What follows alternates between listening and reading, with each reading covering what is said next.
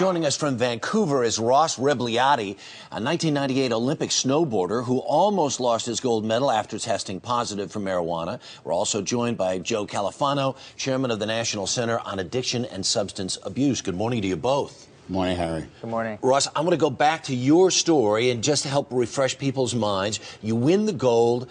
After the gold medal has already been awarded, you test positive for marijuana. What happens?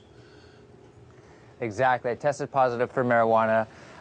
They basically stripped my medal from me right away, and I went through 2 appeals, which I lost both of, before I went to the Court of Arbitration, in which they just reviewed the list of banned substances and found marijuana not to be on that list, and then quickly reinstated me. So you got your gold medal back. What is your reaction to what has happened to Michael Phelps in the last couple of days? Well, you know, I think Michael's experience, I felt like I could understand, what he was going through. It was definitely something that would be traumatic for him to have to experience. And, he'd be reviewing, some of his, thought processes, and, maybe he could, make some better decisions in the future. But, I definitely related with the idea that, maybe some decisions weren't made, correctly in the past, and you can, look forward to changing and being a better person in the future. Joe, your reaction to this, because there was no more greater sort of iconic sports figure in America, maybe even around the world in the last year or two, than Phelps.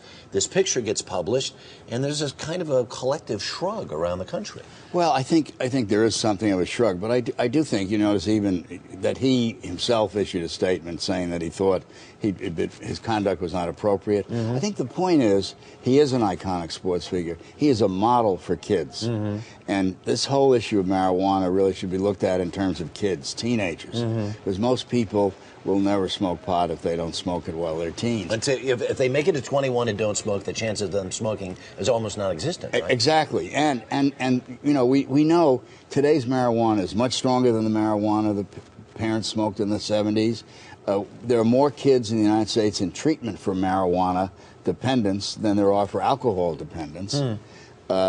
And we know a lot more about its impact on the developing brain as we learn more and more about neurology here. So I think it's important for Phelps to indicate kids shouldn't do it. He's essentially said that. Right. But I'd like to hear him say it a little louder and a little more firmly. Ross, let me ask you this. As an Olympic athlete, you know what it takes in terms of the dedication and everything else in order to get yourself to the top of that podium. This is a guy who's done it in a way no one has ever done it before. Some people are saying, give the guy a break. My God, the guy has dedicated his entire life to sport. Should he be crucified for perhaps a moment's lapse judgment? Absolutely not. Michael Phelps is a great person in the pool and out of the pool. I think that, the societies are coming together right now and realizing, that marijuana is not a dangerous substance when you compare it to the likes of alcohol and smoking tobacco. Not to mention that, but as an athlete, you have to seriously consider whether you're going to consume alcohol. Which is extra calories to your diet. It's going to make, you're not going to feel that great in the morning. It's fat-free, too. You got to consider these things. So, honestly, it's like it's the lesser of the 2 evils. All right, very quickly. It's hardly the lesser of 2 evils. Marijuana is a dangerous drug. It's bad for kids. Alcohol is also bad for kids. There's no question about it. All right. Joe, Ross, thanks so much for taking the time to join us this morning. Do appreciate it. My Good pleasure. to see you.